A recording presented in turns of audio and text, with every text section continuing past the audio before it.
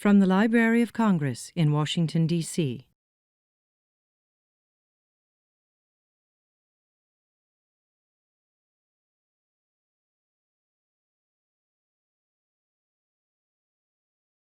Good evening, afternoon.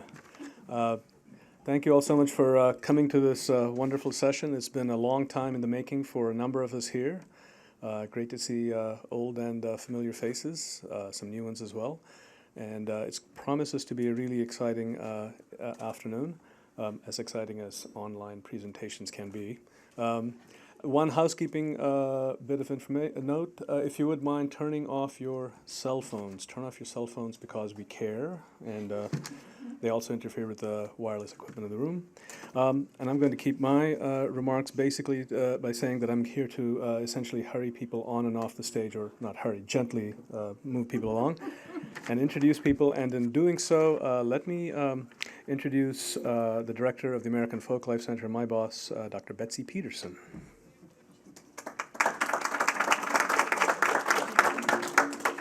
Thank you, Guha. As he said, I am Betsy Peterson. I think I am anyway.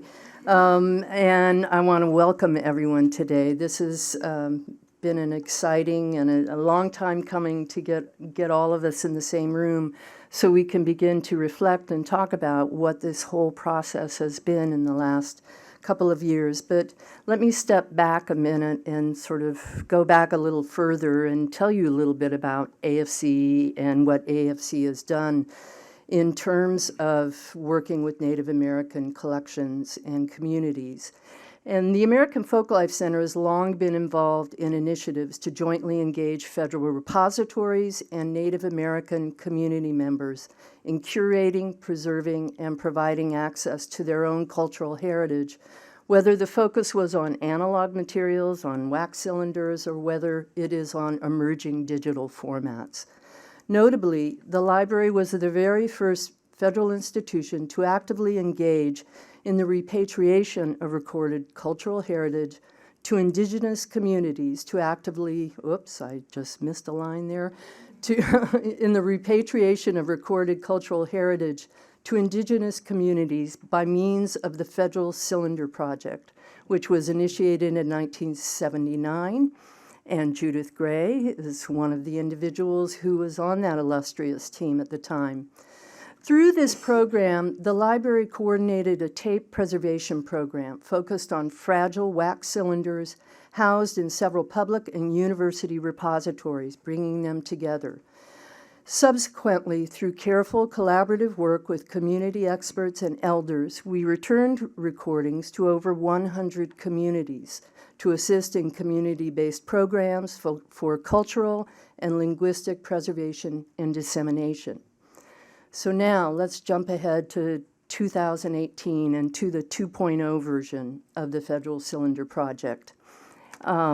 This time around, we are working on digitizing these fragile wax cylinders, but so much more thanks to all this wonderful new technology that is making certain things possible and really making, I think, the dream of collaborative curation much more possible to promote the ethical exchange of information. And it's also in part due to the indefatigable, and I want to underline that, team of Jane Anderson and Kim Kristen, who are piloting and championing the Mukatu content management system and the and local cultures and the traditional knowledge labels, which they'll be able to tell you a little bit more about.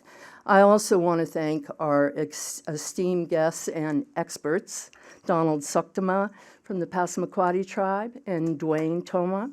Welcome. And what you're going to hear from us today is just everyone talking a little bit about what this process of collaborative curation is all about, what it means to the different parties involved, how they're doing what they're doing, and where we see things going further. I also want to just give a brief shout out to Jean Deanna, who is the former head of recorded sound at Motion Picture Broadcast and Recorded Sound. Jean was very instrumental in working with us to move the wax cylinders out to the Culpeper facility and really kind of jump-starting and pushing this project and getting it started. So it's wonderful to see you. I'm glad you're here. And with that said, I think you'll be hearing a little bit more about the history and bits and pieces of these projects as we begin our conversation. And so I would just like to welcome Donald Soktema to the podium, or you may actually just sit and probably talk from there. Is that all right? Okay. Then, so thank you. Donald. Thank you. I'm happy to be here and be part of the process on the wax cylinders. This truly is ancestral voices returning back to the tribe. It's so powerful to hear a voice 128 years ago of a grandfather, a great-grandfather that could be lost in time. But what's really powerful is they're singing songs and telling stories that haven't been told, haven't been sung. We've spent 2 years? 3, almost 3. And every time I take the recordings to elderly in our community to hear, I get different types of reactions. The first type of reaction is emotional. And I thought about that. To me, this is powerful. But I was trying to think of different reasons for the strong emotion. And it came to me that the language that's being spoken is the same accent that the elders' grandparents probably talked to them, the same accent, the same words.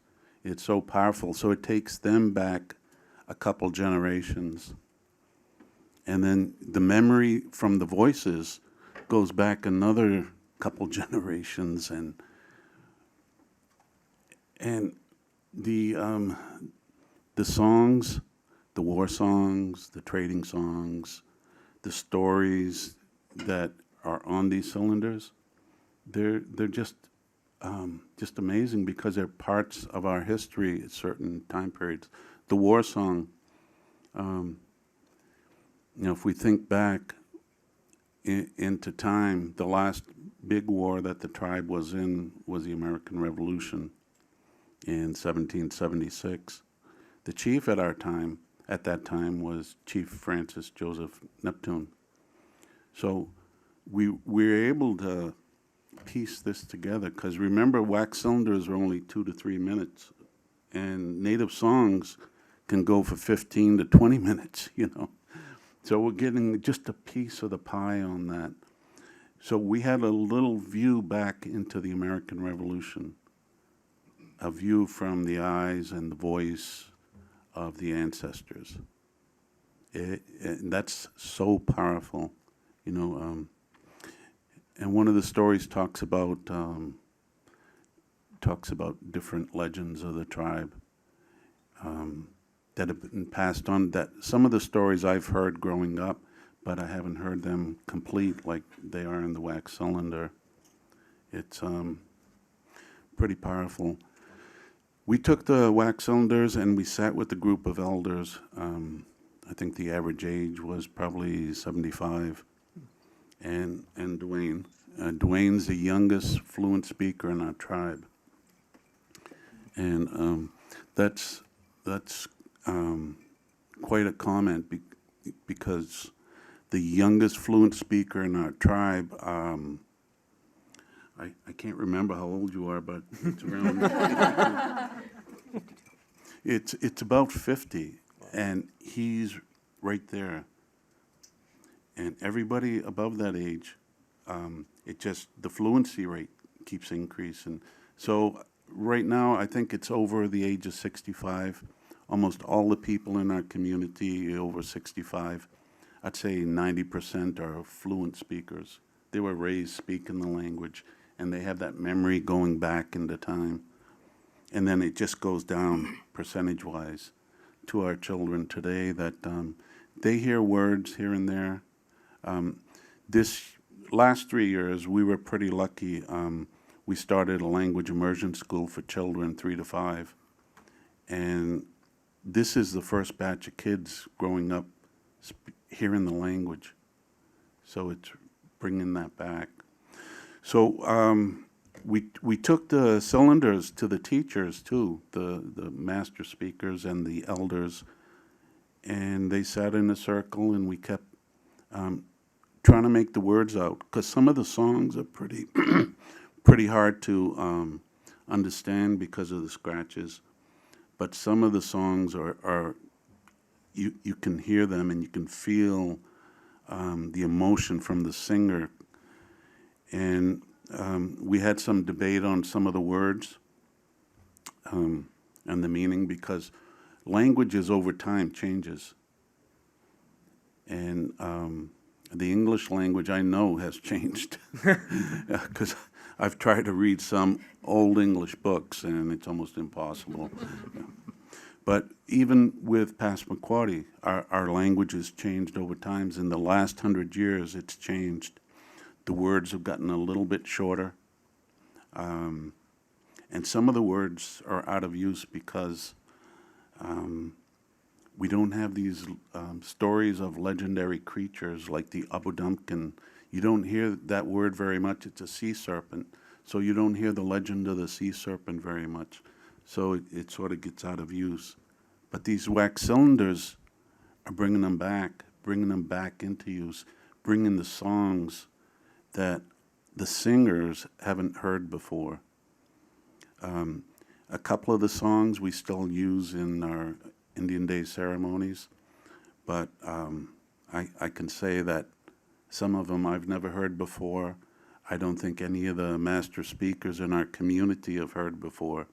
So it's bringing a gift back to the tribe.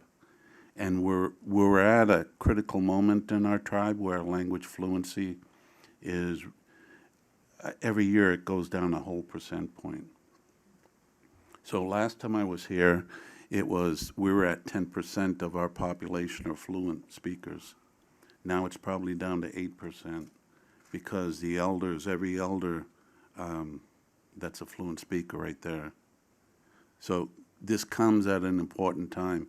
It's giving some of us sort of a shot in the arm of energy, saying, okay, this is what we're going to do. We're going to bring this forward. And it energizes other people. It energizes the singers in our community. I've had so many requests from tribal singers in our community, because they want to hear the wax cylinders and they want to sing the songs. So to me, this is a great project, and it's so much work ahead, and so much work's been done. And the Makati site is one way. We put this all together onto a Makati site, and Jane's going to talk about that, and Kim's going to talk about that later. But for us, it gives us a little bit of control on our cultural films, music, books, and the tribe's able to have a little bit of control on our stuff that we've never had before. And that's pretty powerful on itself.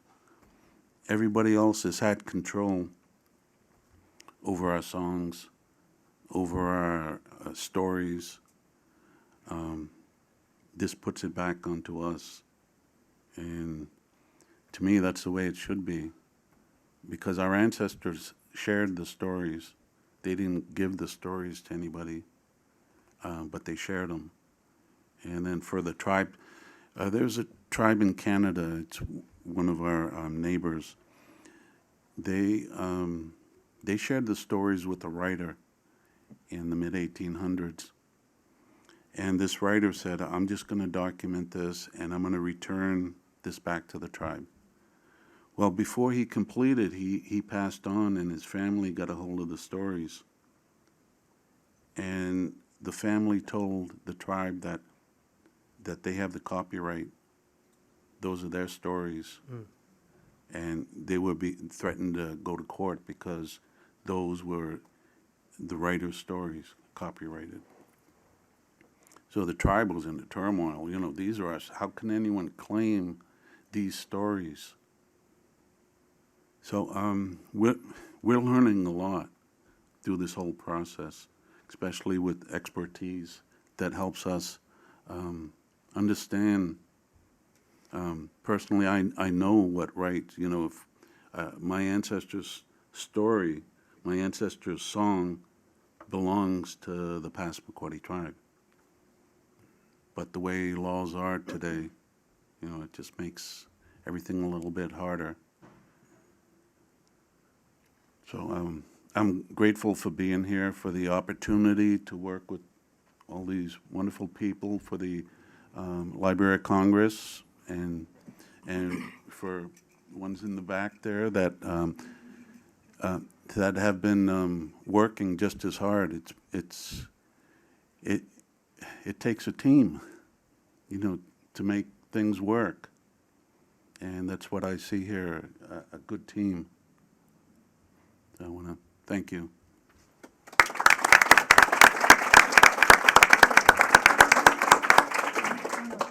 Thank you very much, Donald. Yeah, we're gonna play the. They're going to play the trading Do you want to song, so introduce they it? can- Do you want to say something about it, Donald? or Okay. just like- yeah. We're going to play what was called a trading song.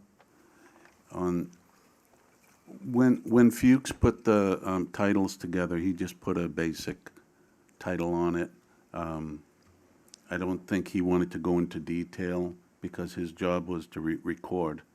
And so things were just labeled as trading song, war song 1, war song 2, war song 3. But there's different categories of trade, different types of trading. In our history that's been written, the tribes are known for their trading skills. When the explorers came over in their journals, they said, well, these guys know how to deal in a trade. I wanted to trade this cook pan for one beaver skin, but I ended up giving two pots for the one beaver skin. So the tribe was well known for its trading skills, and that's a part of survival. So the tribe has, what I've seen, 3 trading songs over time. And one's interesting, it's called a clown trading song. And the clown trading song is wintertime, everybody's in the wigwam, and you're sitting around the fire, staying warm, and you're preparing the kids for the big trade. So you're making fun of the trader, you know, the one that's going to come in. Oh, he's coming in with baggy clothes, he's coming in, you know. And then there's the other type of trade, the trade where you're going, trading a good for a good at equal par and everything. So what we're going to play here is the trade song, and this is the one that the children picked up. We played it at we had the group of immersion children that were learning the language, and they sat at the table, and the teachers sat at the table, and the teachers are master speakers. So when one teacher heard that, it started coming back to her. She remembers hearing that when she was a young girl.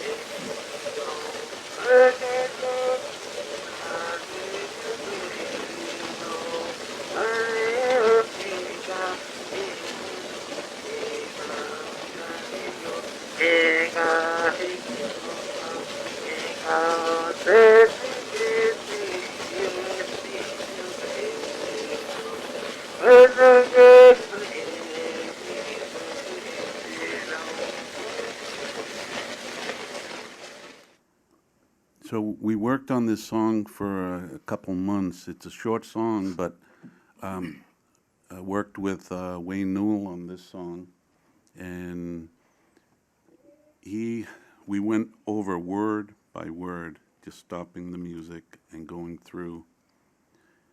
And he's in his late 80s maybe, and he's never heard that song before. So it took us a while for him to put the words together. And he was amazed. He was really amazed. So this song was done by This is Peter Selma. Peter Selmore. So I tried to do a little bio on Peter Selmore. But one thing about our tribe, we have sort of like a name game. The traditional names today aren't really, it's not our custom. But when a father has a son, they'll call him Little Joseph. So he'll be Giuseppe. They'll say Little Joseph. That, you know, in English they'll call him that. And then his father's last name becomes the son's first name. So you're trying to follow this on a census, and then his son takes his father's last name as his first name, so it's switching back and forth. And then somewhere in the mix, there'll be maybe a nickname becomes a first name. So I've come across three Peter Selmores, and his nickname was Gaka Goose, which means the crow, the raven. So his father, I found last night in a document, and his father couldn't speak English. He refused to speak French, so he only spoke Passamaquoddy, because French was the second language in the 1800s of the tribe, and then English sort of took over in the 1900s. So he had a brother named Peter Selmore, well, a cousin that also took the name. So finding the birth dates in the census material is usually, it's never right on from the 1860 census to the 1880 census. And then in the middle, we have the church census, the baptismals, the marriages. So everything, the years might be off one or two. And then Noel Joseph, the other singer, his name, I found on the 1880 census, 3 Noel Josephs. And tracking them back into time is sort of like a detective story, trying to find out a little bit about each singer. And Peter LeCoute, he sang one song, and originally he wasn't listed in the document as being a singer, but somebody did some careful listening. I think it was Kelly Riva. Yep, Kelly did some real good listening, and she heard the word Peter LeCoute, you know. So I got a phone call, and it said, "There's another singer on the wax cylinder." So we started researching Peter LeCoute, and he spent a lot of his time in Canada because we're a border tribe. Half of our Aboriginal land is in Canada, and the other half is in Maine. So Peter LeCoute happened to be a guide for this family that owned a big lodge on the St. Croix. And they took a picture of him, so it was one of the rare pictures. It was the only picture of Peter LeCoute. We were lucky with Noel Joseph. There's a nice picture of Noel Joseph. And we're still searching for Peter Selmore. I know he'll show up sometime. So I don't know if you wanted to show the video of... We're going to do that at the... Okay, yeah, okay. we're going to, So that's my part.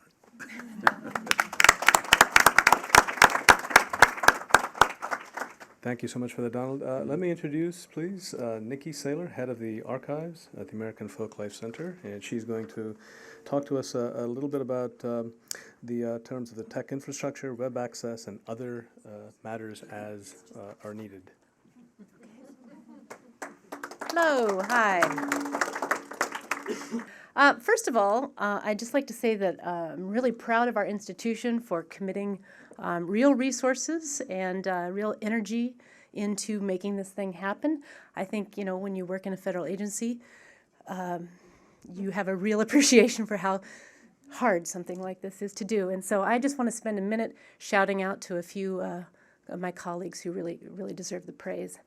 I want to mention the folks at the National Audiovisual Conservation Center, Rob Cristarella, Rob Friedrich, Jean Deanna, and a host of other engineers who, and Mr. Giovannoni, who was a help as well, just got this thing off the ground, as mentioned. What you'll see in this record are 3 different versions of the recording.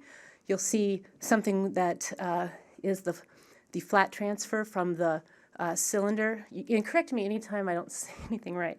Flat transfer from the cylinder to digital. Then there is a flat transfer from the tape that was made during the Federal Cylinder Project. And then there's something that was snazzed up with a machine called Cedar Systems? Yes. Yeah, so it was enhanced for your listening pleasure. And so we've decided to show all 3 of, or provide all 3 of those so that you can get the full effect and understand. If you're an engineering audio geek, you can really compare them and stuff, so enjoy that. I also want to thank the folks from the user experience team, the R&D web services team, in particular Jamie Bresner, Barak Stussman, Krista Marr, Bill Kellum. I pulled out a report. Actually, it was a proposal to the Web Governance Board way back in 2015 when we first said, hey, will you let us put this stuff on the internet, which you think would be no problem, you just push a button, right? But that is not how it is here, and especially to be able to associate these labels with their audio recording is a big deal. It requires custom, I think, as Hope said in the meeting this morning, amazingly artisanal approach in this environment. So I'm very grateful for them. And finally, I want to mention the folks in the American Folklife Center. So, of course, Judith Gray, Maggie Cruzy, Kelly Revac, Julia Kim, Guha Shankar, Ann Hoog, John Finn, and the list goes on. Everyone had a hand in moving the bits, doing the metadata, you know, all manner of things. So I'm very happy about that. So I think what we're doing is we're stopping at the end point and then working backward into sort of how we got here. So we'll just get right to it. What you're looking at is a single cylinder record and 3 different versions of it. Can I scroll down? No. Okay. Well, you're missing the money because, anyway, look at it on your own. But it has wonderfully robust metadata that has been provided by the tribe, and it is translated, it's contextualized, it's finally we're able to do this co-curation that we've long talked about. And so and it's sort of antithetical to notions of open access and scale and all these things that libraries prize. And so we aren't done. We may not be done, whatever done is, with this for a while, but that's okay. We're in it to win it, and so it will take the time that it takes. But enjoy that record, and there'll be more where that came from. Okay, thanks. Thank you, Nikki. And so let me call up our indefatigable and intrepid partners in crime here. Kim Kristen from Washington State University and Jane Anders from New York University, respectively Mukhertu and Local Contexts.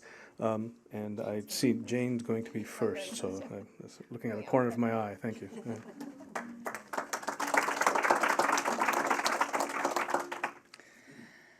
Thank you all so much for coming to this presentation. I know some of you have seen different kinds of incarnations of this project over the last several years as we've presented little pieces of it.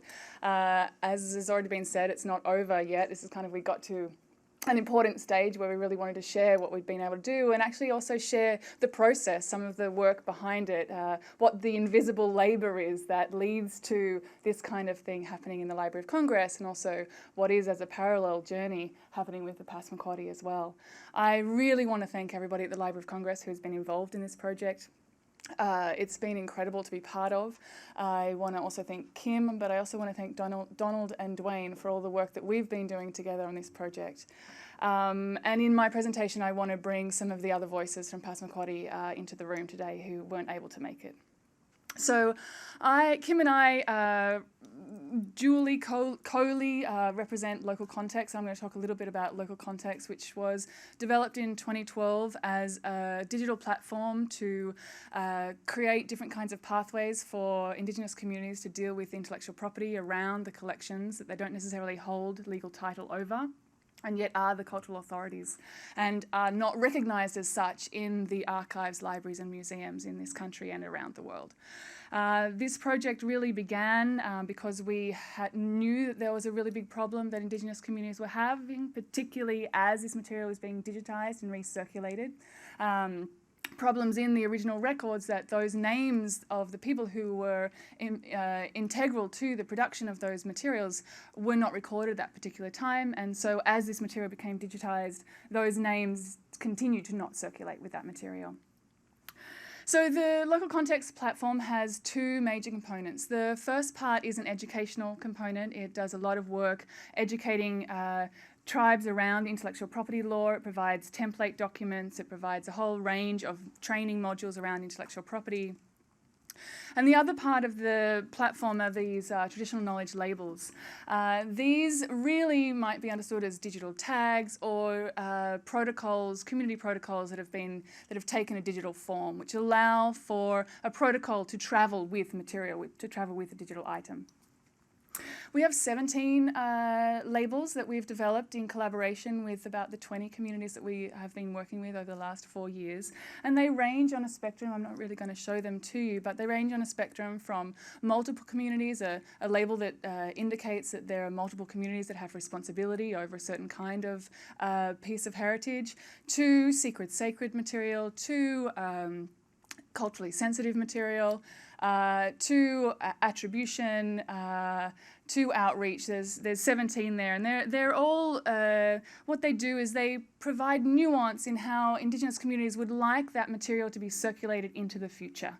And that kind of nuance, once you get into the project and you look at the ways in which communities are defining what attribution is for them, what outreach means for that community, you really see not only the different contours of how we want to think about sharing information, but that every community has their own way of doing that. So one of the labels, and I'll just give you this quick example of the attribution label, because it is the label that every community chooses to use, because the attribution is what is being missing from the record. And in this sense, what we did with this project, the particular kind of pivot point, is that the icon itself remains the same. That's why you've been able to see the icon in the Library of Congress record. But the text and the description of what attribution means is where every community is able to assert their own sovereignty around what that means for them, including translating it into their own language, which is what the Passamaquoddy have done. The Passamaquoddy have 3 labels that they chose for these particular sound recordings. We have the non-commercial label, we have the outreach label, and of course we have the attribution label. So when we, in 2016, we repatriated the 31 digital files to the Passamaquoddy Nation, to the elders and to the children from the communities, and we left them there with no strings attached. And then since 2016, I've been doing a lot of travel up to Passamaquoddy. Donald's been creating enormous amounts of listening circles, just trying to hear what's on these recordings. And so we're dealing with 2 minutes of sound for one recording. And for a while, we were just working on one recording. It took nearly a year. And we were playing it again and again, stopping it every 20 seconds to see what could be heard or what couldn't be heard.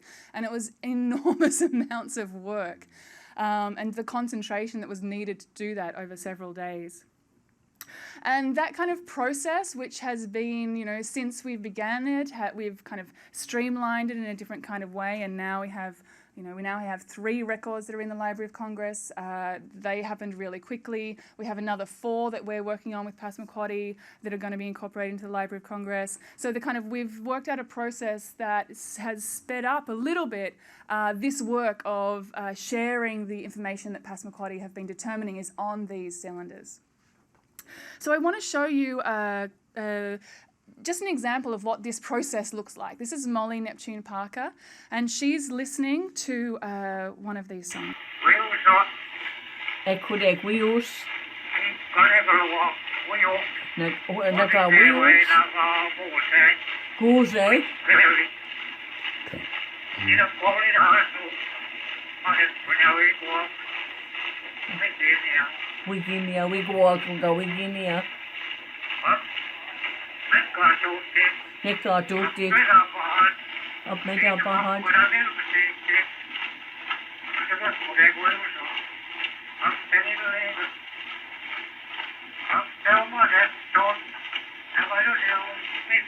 Much opportunities he took it, and they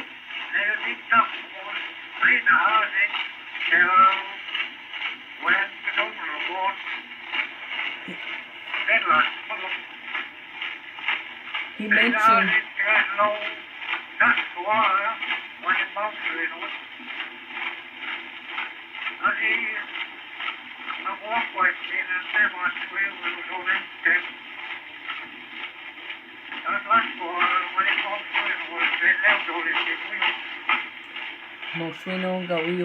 I understand everything.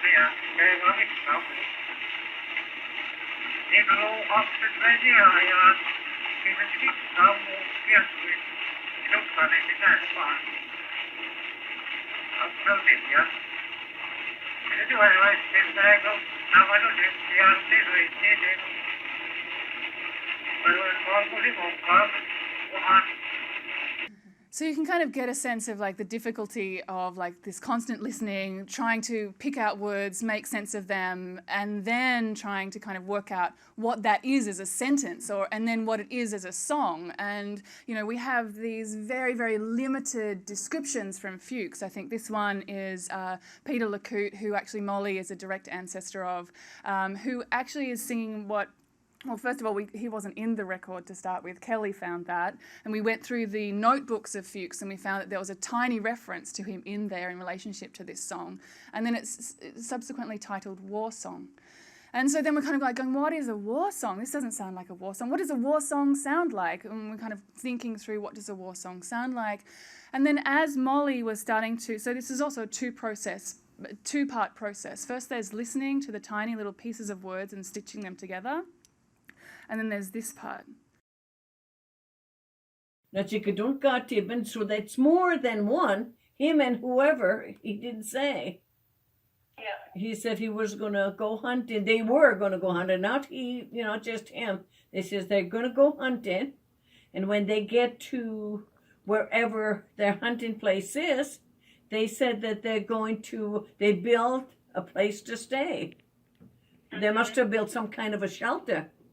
And then he started, now I don't know when he started the story, whether it was during maybe dinner or something, or the way when they were gathering, depending on how many people they were, because they usually tell stories when there's at least, a handful of people. And they always went hunting by groups, not just by themselves. So that's all I can tell, but what bothers me is one word that he used, Bukchin Squares, and I think that's what he said. Yeah. Yeah.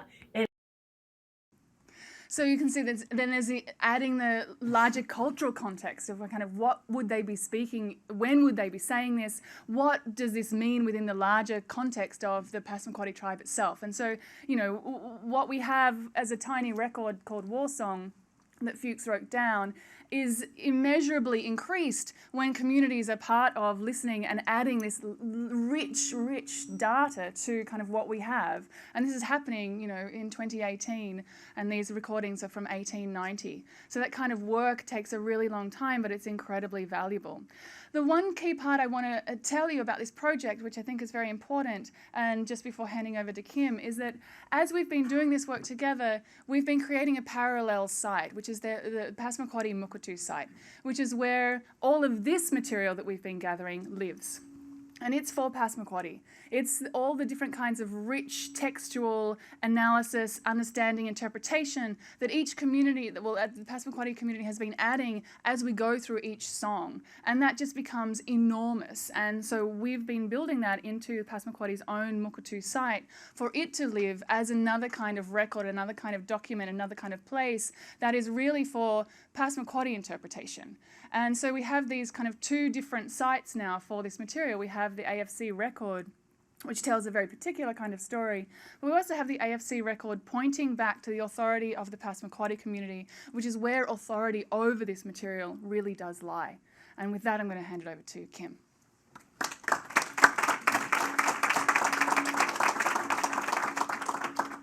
Thank you, everybody. I have to first thank all of you for coming and acknowledge that 2008 was a banner year for me because I met Guha and Jane, and here we are a decade later. And that was because Guha saw me give a presentation on what was yet to be Mukurtu CMS, the free and open source content management system and community access platform that it is today. And he said, I think this is something. I have to introduce you to some people. And he introduced me to Rachel Frick, who was then at the Institute of Museum and Library Services, where we got our second grant for Mukurtu to build Mukurtu. Rachel Frick, Mary Alice Ball from the IMLS. Before that, in 2008, after meeting Jane, and talking this through, and one of my collaborators in Australia, where Mukurtu started, where it comes from, had been stymied by trying to put a copyright on something. She said, I know this is our material, can't we just put a copyright on it? And I'm no lawyer, but I know people who are. But I knew we couldn't just put a copyright on it. And so this wonderful relationship with Jane started, where we started thinking, what could we do in that? And I dug out my very first NEH, Office of Digital Humanities, startup grant in 2008, and it had, that we said we were going to, with $50,000, not only build the software platform, but also the licenses, and also do all this stuff, and, thank God, But anyway, they were there. The idea was there. This is all part of, I think, what all of us are saying today is this is all a process. It's a slow process, and it's a slow process for a reason. I also want to thank the NEH, who has funded Mukurtu, and specifically Jen Cerventi and Jason Rohde. Yes, NEH, yes, IMLS, but there are people there who champion these things, and we should honor those people as well.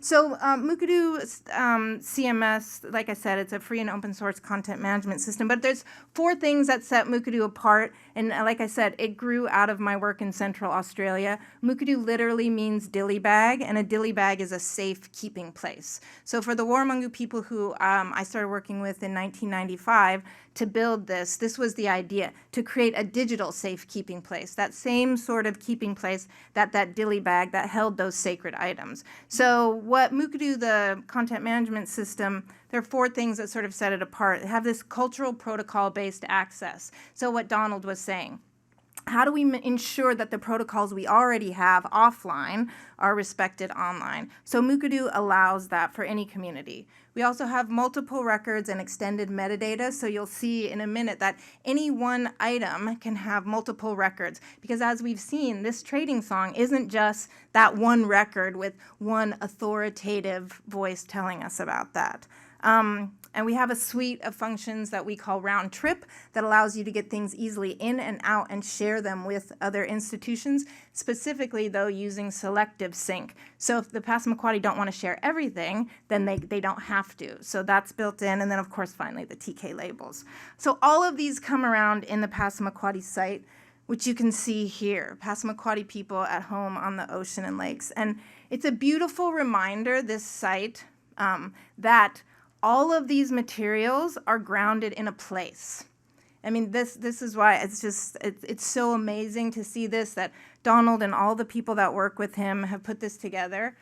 So, of course, I want to acknowledge Donald and Ashley, who's worked with Donald. And at WSU, Michael Wynn, Alex Merrill, and Steve Taylor, who've done a lot of the technical heavy lifting here. But we start and we're grounded in place.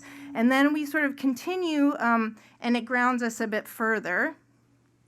Kulazi kopen, you'd best get a Makati Mausuinuak, Edley Kisgakim, so Timuk.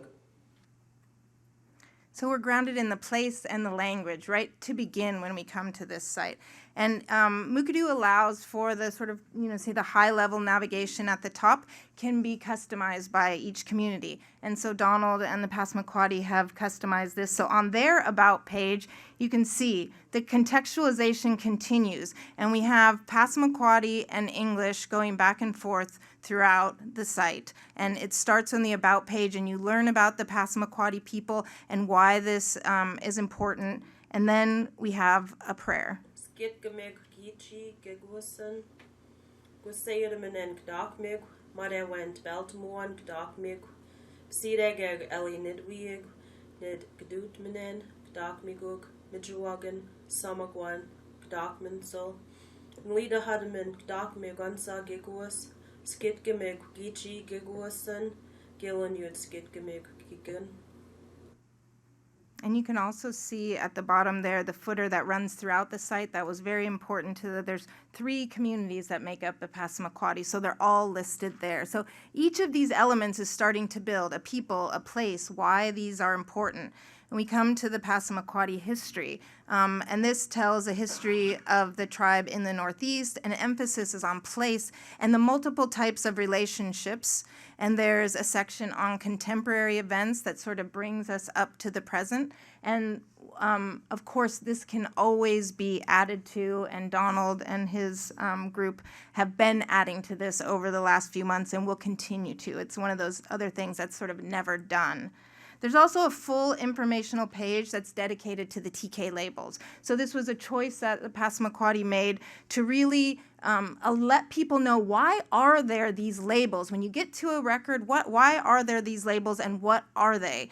So you can see on this page there's an explanation, not only the translation into Passamaquoddy and then into English of what that means, but also a section on, well, why did we want to use these? And as Donald said at the beginning, the contextualization at the top is that we're the rightful owners of these materials. We're the cultural authorities, no matter who the sort of Western legal copyright holder is. So it's really bringing us back to that, and that was very purposeful, and I'm sure if Donald wants to talk about that later, he can.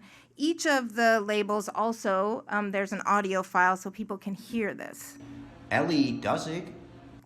So we have the, attribution, Ellie Duzzik, how it is done. I think that's a wonderful, sort of translation for attribution, and so we get this, sort of richness behind it. As we're starting off with these 31 wax cylinders that were taken back to the tribe that we took back in April 2016, then as we started putting those into the Mukadu site, all these other ideas for other collections came about. Well, what else can we put into the site? And they've used the new collection feature in Mukadu quite extensively to curate these materials.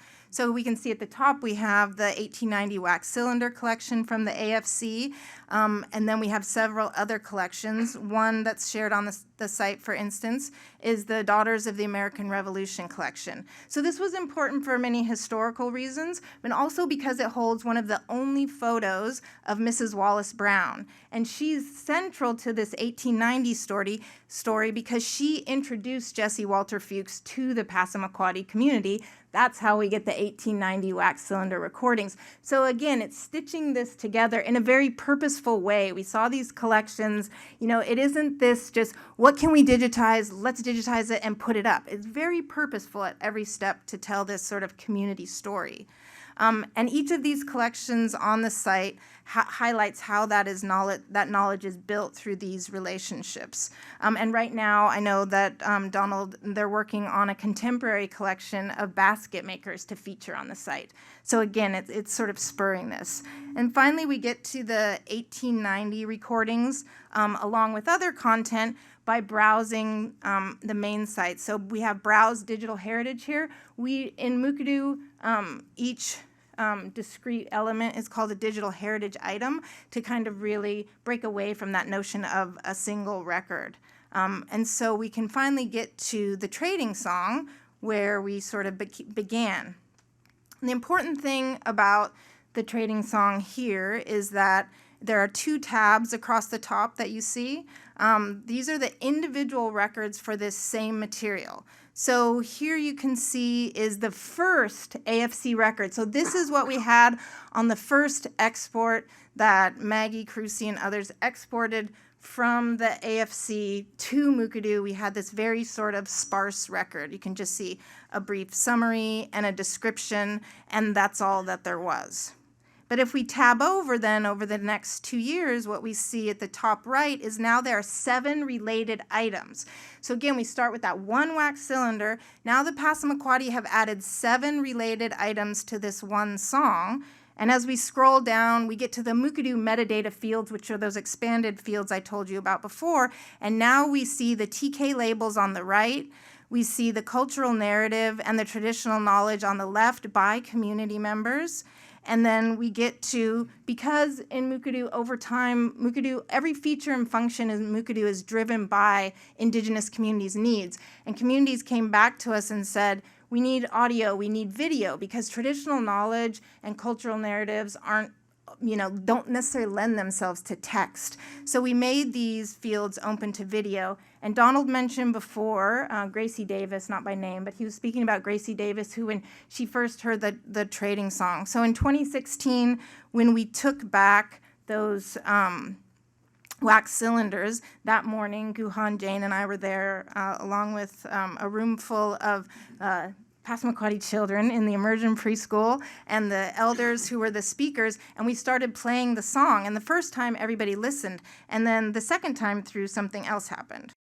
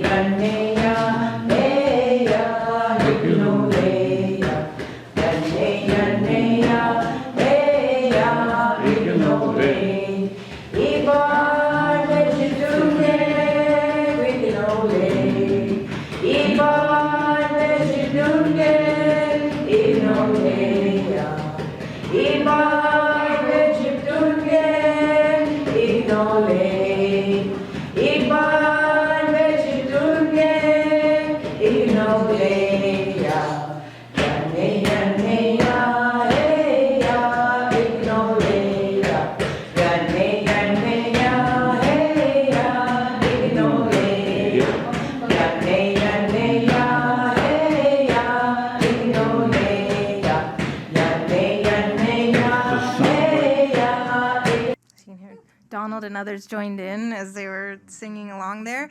And then as this circulated, and as Donald mentioned, over a year later when Gracie was working with the immersion preschool children, now that song is taken to the children as well.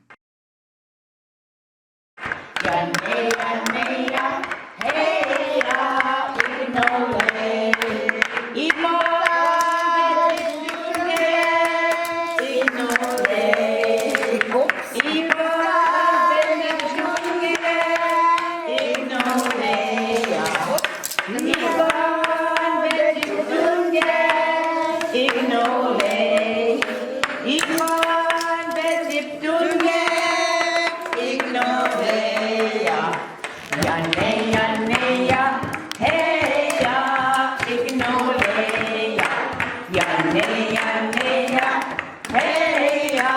ignore,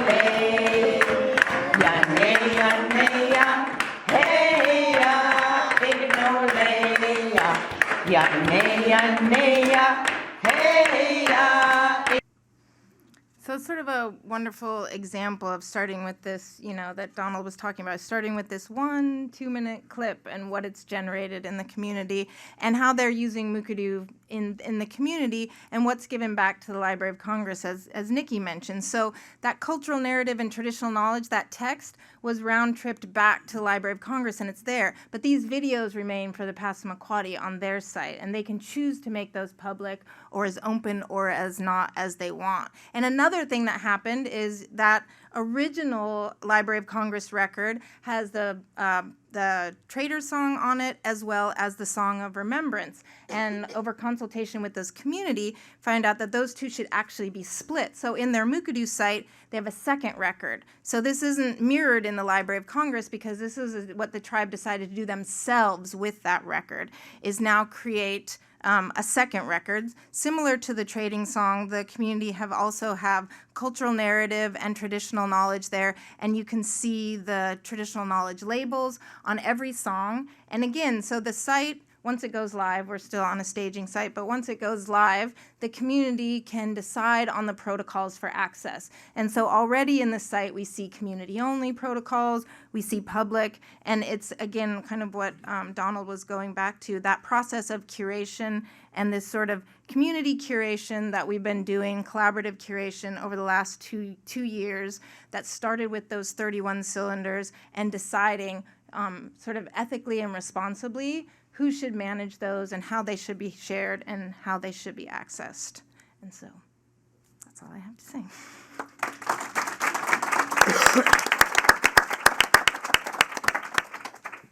So thank you, Kim, and all. I think we're going to, before we take questions, we're going to conclude this portion of our afternoon together with a song and some remarks from Donald and from Dwayne.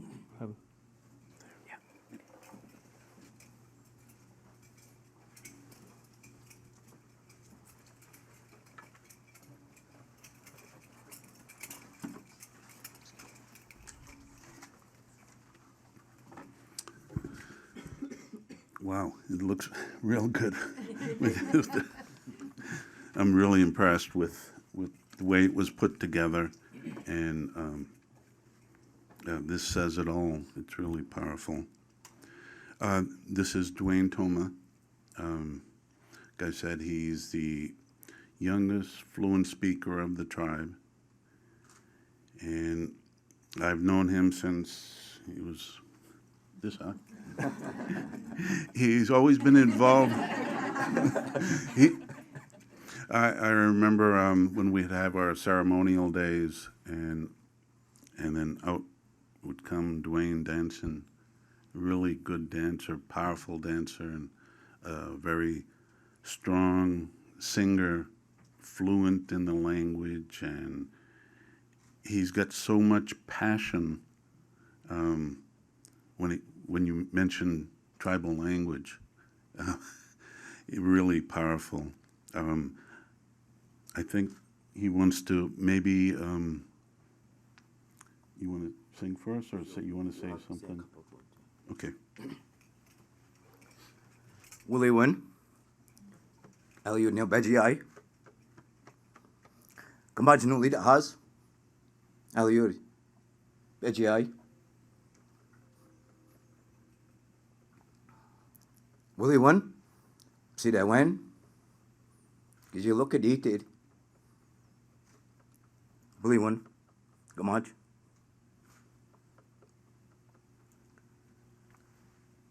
This is a real emotional time for me right now, and I'm sorry that I'm actually doing this, but it's really hard for me. Strong, brother, strong. Because I'm saying this because we're still here.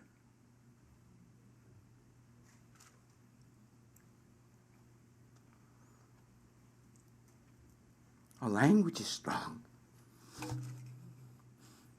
And it's still here. And with the help of you people, I don't know you, but I feel your spirits in this room. And I want to thank each and every one of you for making this possible. For without you people and our people, this would not happen. It would not go forward. And for me to stand here before you in 2018, to be able to sing our songs, to bring them back home, it's very powerful. And to be able to stand before you, to know that our language is still alive. I want to thank each and every one of you for everything that you've done. And this song that I'm going to sing is the trading song.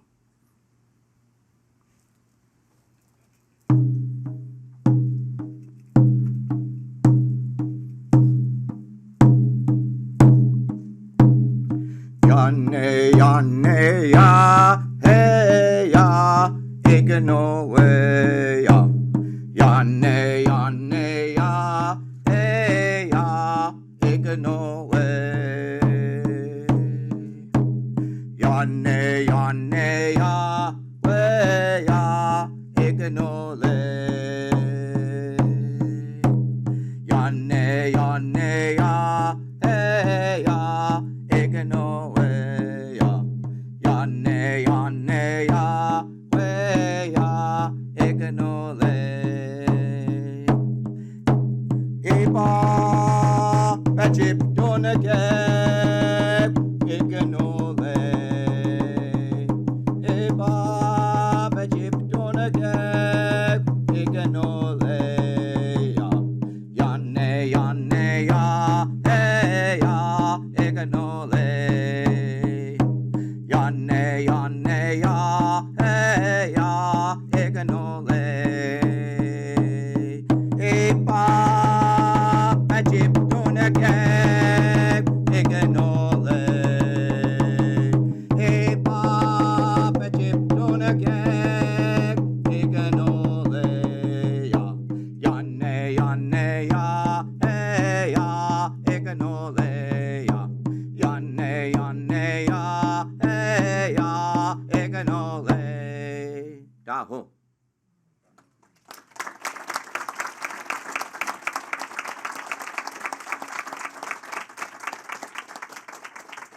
Okay, this next song here is a war song, which is was very difficult to be able to decipher, but with the quality devices that were used and all the sophisticated instruments that were used, we were able to break it down. So for those that are involved in that particular process, you made my job a little easier. So I want to thank you so much for doing that, because it was really difficult. I'm just going to briefly read it for you so you kind of can hear the language, and then I'll kind of sort of hum it a little bit so you kind of get an understanding of and see how it goes. Dama kujusik nida ba sisel Juna dabi wijinu once no o wazisuk matachwi wisanaksiu upch wijinu de ha nida basis o nilna dabi wijinu nida basis o mandachu wisi nakseu up wiji nu de ha nida basis wiji nu nida basisel gil you najib han nagak najib hin dama kuchusi nida basisel juna dama dabi wiji nu nida basis nu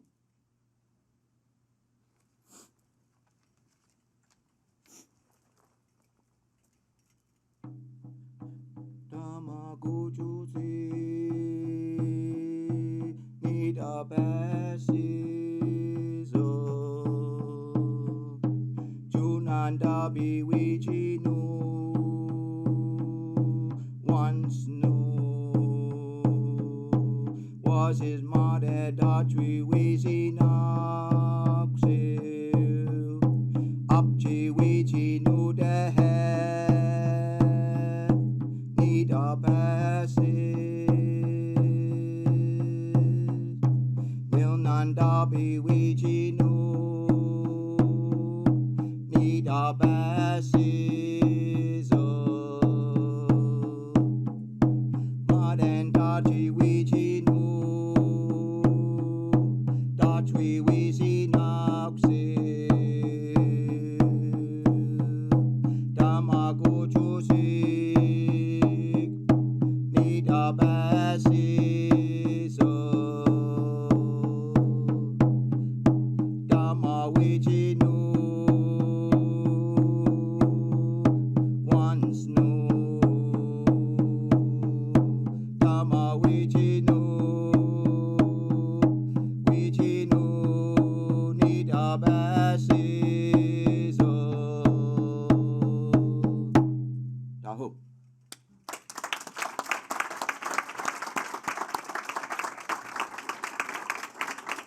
Well, you might not believe this, but that's the first time that's been sung in public in 128 years. It's the war song by Peter LeCoultre. Thank you, Dwayne.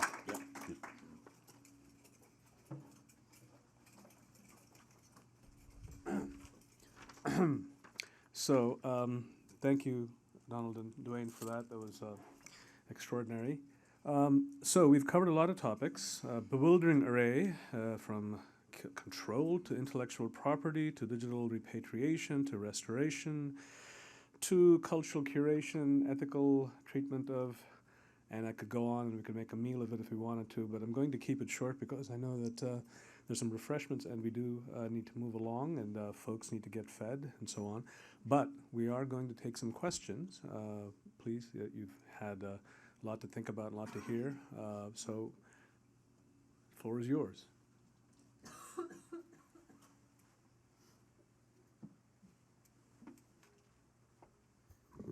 Yes, sir, in the back.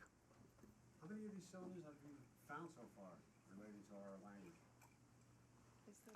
31, 31 cylinders, yeah. I think a few of them were broken, and there's technology now that are going to piece them together. I don't know if it's at that point yet. Is it close? Stay tuned. We can neither confirm nor deny. I don't see anyone. We are in in Washington conservation. after all. Nikki's going to go with They're yes. working on Yeah. it. Yes. Our best people. Yeah, we have our best. Yeah, thank you. There was somebody else had a hand over here. Sorry. Yes, Amalia.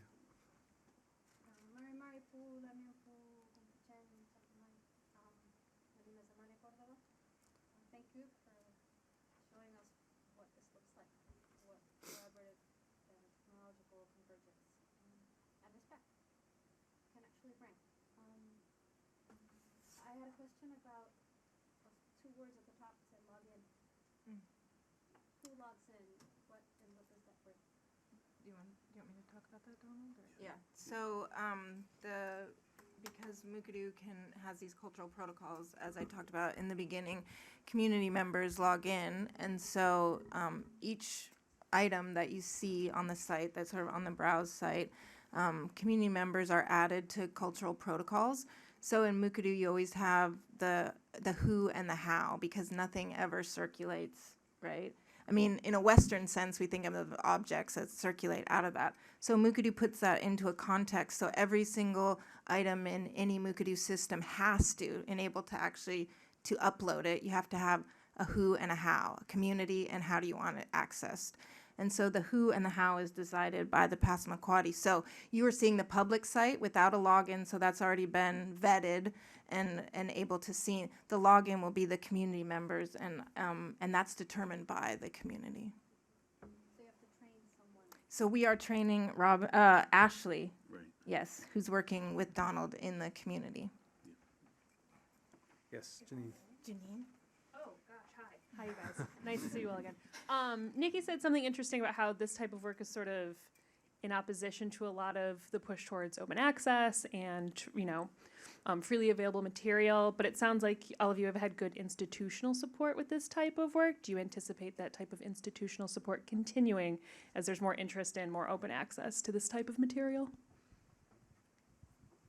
Nikki, I think that's you. I thought Betsy was supposed to sit up. Where's Helena? It is my great wish that it continues, she says unofficially. Yeah. I mean, I think that we are very interested in this particular project. We're very interested in applying this kind of co-curation and labeling with other materials, and we're actually working on that with Kim and Jane right now.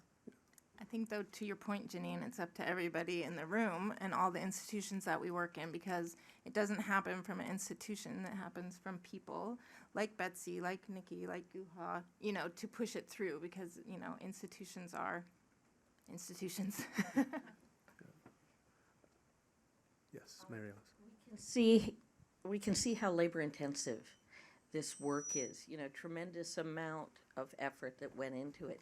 So as the visibility, I mean, it's so beautiful what you've done.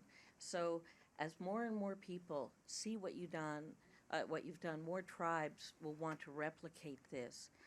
How does Makati plan for sustainability, for making this available to other nations, other tribes? And, are you considering selling the software, or is it always going to be federal or private funders? Come on, Mary Alice. Come on.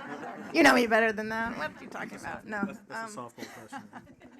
Well, thanks to our generous funders, the Institute of Museum and Library Services, NEH, and the Mellon Foundation, who's now funding us. But we for sustainability, it's been something that, exactly because of this issue, we don't want to create something that then is going to go away. And so my university, Washington State University, and the center that I direct there, the Center for Digital Scholarship and Curation, we've now moved it from a project to just part of our general library services. So we don't rely on grants. If the grants go away tomorrow, which I hope they don't, Mellon Foundation, if you're listening, we still need your money. But the library, we have, I mentioned before, Alex Merrill and Steve Taylor, and they're our developers. And we have Michael Wynn, who's our Makati support specialist, and we're hiring another one. So we also, for sustainability, provide support that's ongoing to communities, online support, as well as face-to-face training, which we've done with the communities. So it's not a build it and they will come and figure it out themselves.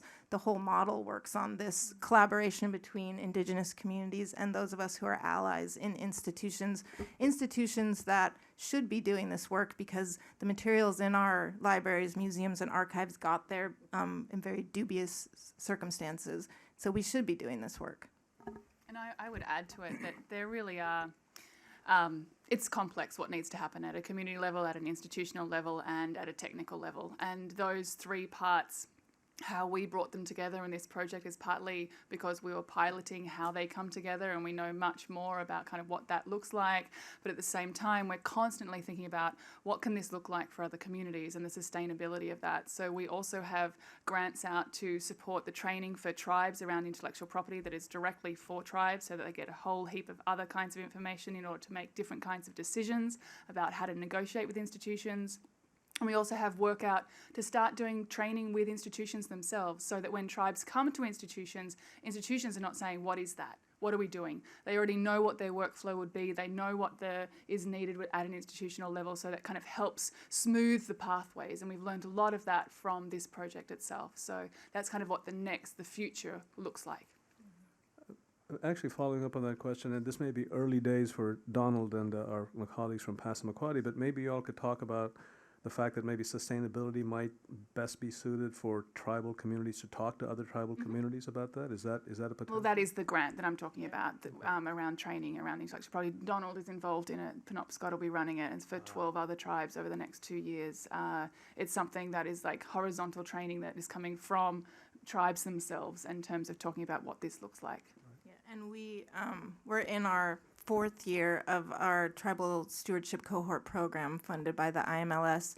We've had 2 cohorts through that are 12 tribal nations that receive full scholarships to come to WSU for a year and are trained in digital stewardship that allows them to create their own policies and procedures for managing and stewarding their collections. And we did that for 3 years, and we've just been funded for another 3 years, and our next cohort starts in August. And that was Mary Alice Ball who started out, who was very integral to that happening.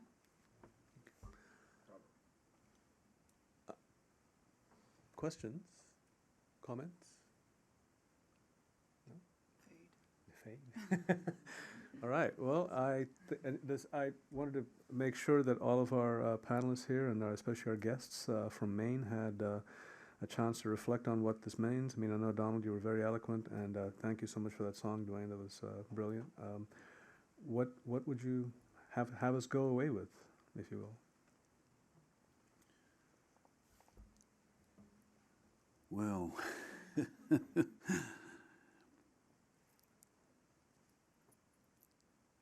I think this material was developed because our tribe is a sharing type of tribe.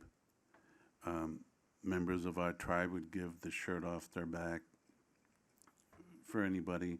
And I think when the ancestors were sharing the song, sharing the stories, that's what they were doing, was sharing.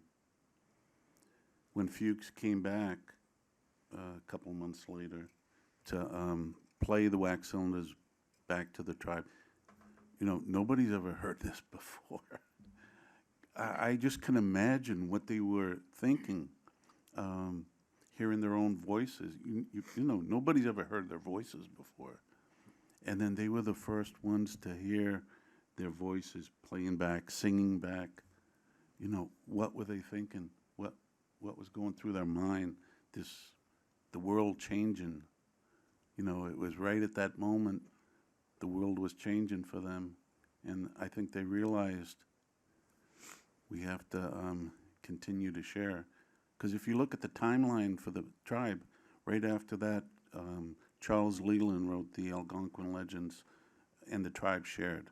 Most of those stories on the Algonquin Legends, they're the stories of mainly the Passamaquoddy and a few other tribes. The tribe started sharing stories, continued on. Some of the younger recordings from the 1947 ended up at the Library of Congress, and the tribe kept sharing. So that goodwill of our tribe is sort of saving the songs for the future.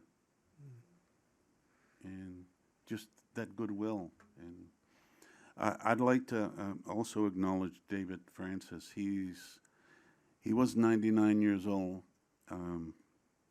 He started working on the first round of the wax cylinders back in the 80s. Yeah. When it was really the wax cylinder, the rough cut. So he was a World War II veteran. One of the singers, you know, he knew, and he was able to interpret as much as he could from the rough recordings. But now it's like night and day. If David heard him now, he'd be writing up a storm. So, you know, I wanted to acknowledge his work, because that was the very beginning on the wax cylinders. And today, you know, we have Dwayne, and we have other master speakers that are really getting enthused with the work. Yeah. Okay. Thank you very much. And for a lot of us, it's been a pleasure and a privilege to be on this journey with you. So thank you. Thank you all. Let's eat. This has been a presentation of the Library of Congress. Visit us at loc.gov.